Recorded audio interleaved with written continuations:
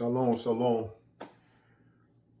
Um, right now, I just want to go ahead and give this testimony. I pretty much took it down, but it's a testimony of me being in prison.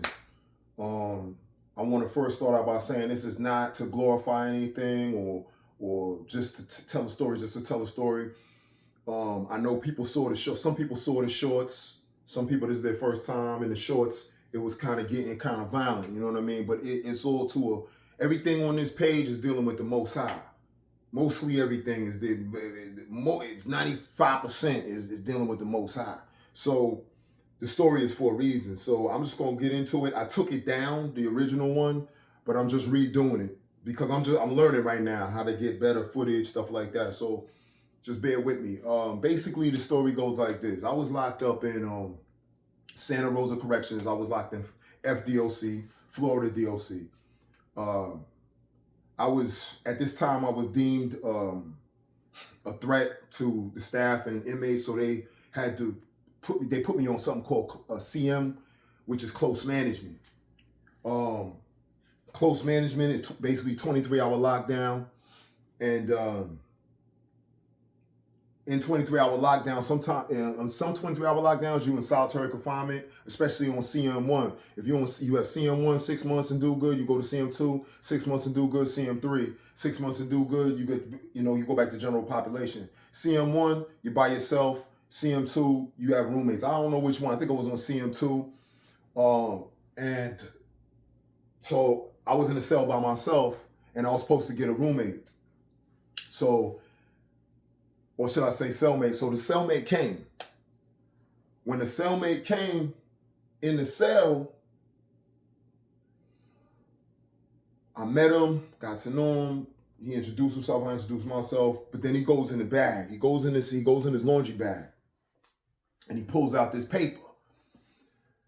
With this, he telling me read the paper. So I read the paper. I'm looking at the paper, and it's a list of all his stabbings. He had multiple stabbings that he did in prison, and it also let me know that he was a lifer. So in my mind, I'm like, why is he showing me this? Why is he showing me this paper? And then I just basically just said, you know what? I just let it go.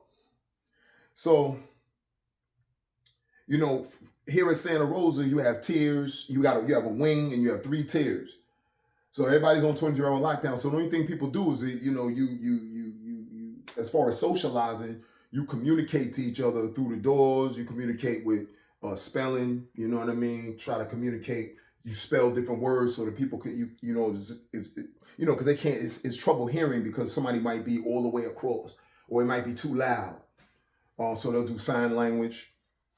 But late night, late nights, people are, they doing anything. They had their headphones on. It's kind of like a party almost. It becomes a party late night. People talk more, people are up. And so you go to sleep around maybe 2, 3 and 4 is when people start, everything is quiet and people just went to sleep. In the morning time, they come with breakfast around 4:35, 5 or something like that. And so the reason why I'm telling you that is because to let you understand when I get to the next thing about this guy and what he does. So the morning time comes, we chilling, everybody doing anything at night. Morning time comes, we wake up for breakfast. They put the breakfast through the flap. We sit down, eat. They come through, about to pick up trays. Flap opens up. We put the trays through the flap. And then after that, like I said, everybody just went to sleep. So 9 times out of 10, after they eat breakfast, they're going to go back to sleep. So everybody sleep. I go back to sleep. All of a sudden, I wake up to yelling. And it's him on the wall, because on the wall, you could talk to people through the vent on your side of the wing, upstairs and downstairs.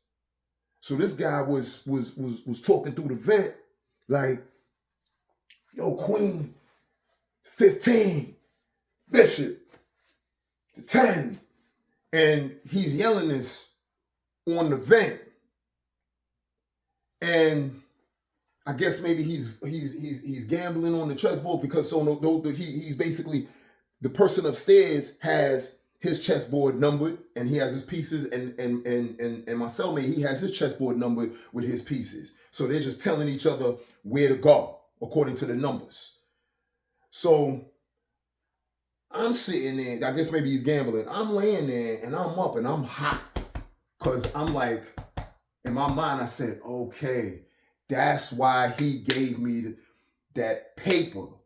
That's why he wanted me to see his record, his prison record, simply to intimidate me. And what he's letting me know in that record is, listen, I'm doing what I want to do in the cell. I'm not asking for permission. If you don't like it, this is what's going to happen. I'm going to stab you. I'm just going to kill you. He's a lifer. He has nothing to lose, right? So I'm like this, my heart beating because I'm angry, because I'm disrespected. I feel disrespected. You can't just come in somebody's cell and do what you want to do. Wake up in the morning time while your cellmate is asleep. This is cell etiquette. You're supposed to, if you have a cellmate and you're trying to do that, especially when your cellmate is asleep, you're supposed to ask. That's what I would do. I would ask. I'd be like, yo, you mind if I do this or whatever? But first of all, if you're sleeping, I'm not going to do it. It's just common sense. If you're sleeping, I'm not going to just get on there and do that. That right there is automatic cause for violence. Automatic. So I'm sitting there like, yo, in my mind, all kind of things are going through my mind. And I'm like, yo, I gotta go. So I'm like, listen, I'm gonna have to do something. You're not gonna disrespect me in the cell. So I'm like, yo, look, this guy seemed like he playing for keeps with his record and how he's stabbing. Yeah, but I'm playing for keeps too. So it's like, I'm not, in my mind, I said to myself, I'm gonna have to do something to him. I am not going to be wrestling around and wrestling around and struggling around in the cell with this guy when he could have a knife or a razor on him somewhere, some type of, it might be a razor melted, with the lighter, melted to the daggone toothbrush or something, whatever it is. I don't know what he has on him. You know what I mean? And I'm not playing games with struggling with nobody. So I said to myself, okay, this is what I'm gonna have to do. Because I'm on the bunk. This guy doesn't know that I'm contemplating hurting him. You know what I mean? And so in my mind, I'm like, okay, what I'm gonna do, my plan was, what I'm gonna do is I'm gonna hop off the bunk. I'm gonna go to the wall, from the window to the wall. I'm gonna go to where the window is. I'm gonna run and I'm gonna drop kick this guy's head up against the daggone wall as hard as I can. I'm gonna break his ribs and I'm gonna knock on the door and tell the COs, get him out of here. Simple as that. So, but what went on in my mind was, all right, because I'm planning it, but I have to think it all the way out. I'm like, okay, listen. The first thing that came to me was my mother, my grandfather. While this guy has nothing to lose, I got family waiting for me. I have about maybe 3 more years left. So I'm like, okay, what I'm about to do to this guy might not make it out. He might not make it out of it. He might not get up. He could die. I'm very aware of that. There are people who have died in there getting fights. There was a guy who got his neck broken. I can tell you numerous stories of guys who did not survive or did not come out of it in one piece. So in my mind, in me being ready to do this, I know that I'm going to have the upper hand because he doesn't have anything in his mind about doing violence on me, but I'm ready to, but he doesn't know that I'm about to do violence on him because of what he's doing that equated to what he showed me in the record that he showed me. So I see my mother, I see my grandfather, and I'm like, yo, if I hit this guy and he doesn't get up,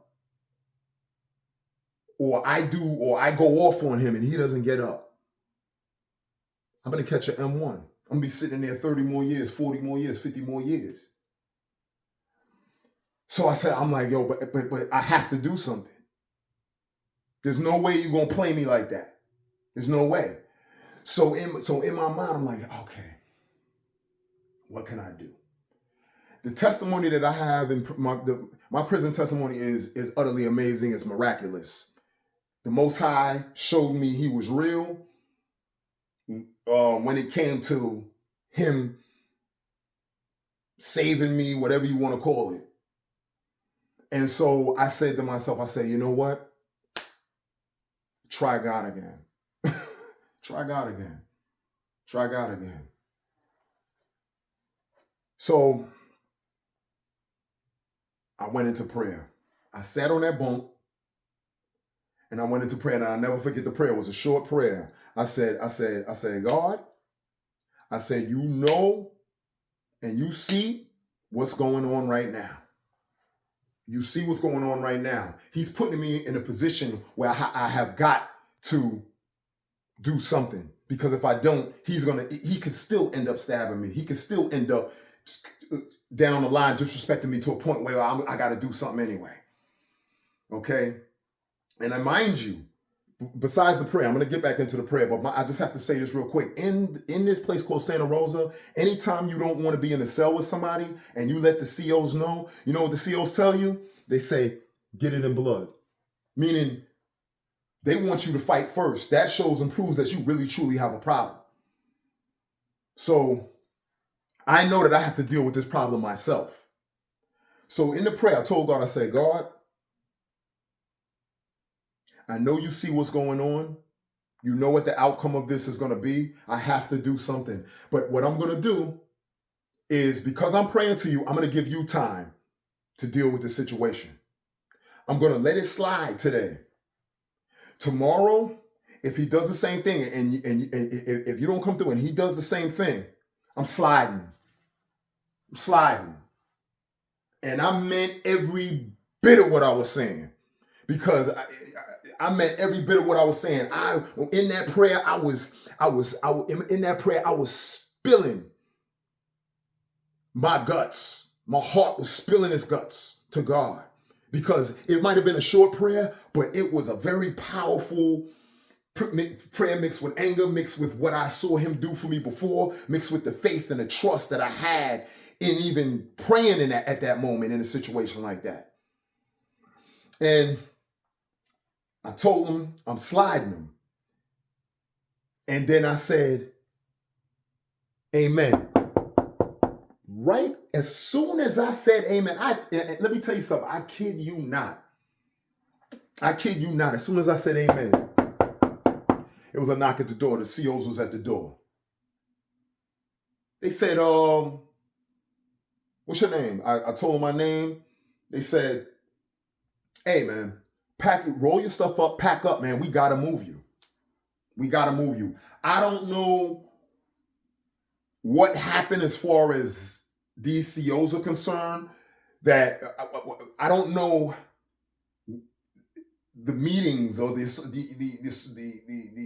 conversational transaction or the reason why. I don't understand what happened in the booth for them to realize, like physically. I know spiritually, it was God. God, Yahweh alerted. Yahweh Shah alerted and brought to the attention the situation that I was in. I don't know exactly. I don't have the proof, but I know because of the fact that the CO said, we gotta move you. And it was very urgent, that it was a misclassification. It was a misclassification. Me, I'm getting out in 4 more years. This guy is a lifer. I'm in there as a violent offender, but I never stabbed anybody in prison. This guy has a record of stabbing. I believe it was a misclassification. But the Most High, it didn't take a day, or it didn't take a week, or none of that. It was right when I said that prayer. The Most High knew it was going to be a problem in there. It was going to be a problem in there. And I could have gotten in more trouble. He wanted me out. He got me. Let me tell you something. He saved my life. That's a whole nother testimony. But he saved my life before, to the point where I know that he saved me because he wanted me out of there. The Most High will never leave. He never leaves or forsakes us. He never brings us out of a situation to leave us high and dry. And he showed me that in there. And there's many things. The reason why I'm telling you this testimony, this is the first testimony that I'm giving you, is because that's what this page is about. This channel is about. This channel is about how the Most High, part of it is how the Most High brought it to my attention and let me know and proved himself to me. There's so many different ways, and there's so many different testimonies that I have, prison testimonies that I do have. And I'm sharing that with you right now. If anybody's going through anything, you know what I mean, that hopefully this will encourage you. The Most High will never leave or forsake us. If there is something that needs to be done at the time, he's going to do it. Everything is, and that's one of the things I said in the prayer. I said, the first thing I said, I forgot about. The first thing that I said was, God, I know that everything is in your time. But I said, but God, I need you right now. I need you right now. Because what I was going to do to him, I didn't have time to be struggling around in the cell. So when I first put hands on him, it's going to be disablement. I'm doing what I got to do to maim you to the point where you can't get up. I'm not playing games with the blow for blows. I'm rocking you and I'm gonna rock you in a way where you're not gonna get up. And I'm gonna knock on the CO. Hopefully you don't die. And I'm gonna knock on the door and the COs come and get you or come and get me, whatever it is. But I needed to be out of that situation because this guy here was dangerous. He was volatile and he was dangerous. And he started to show me his volatility when he was on that wall yelling, waking me up in the morning time. And I wasn't having it. But God knew it was going down, so he pulled me up out of that. But I went in prayer. What would have happened if I didn't pray? What would have happened if I didn't pray?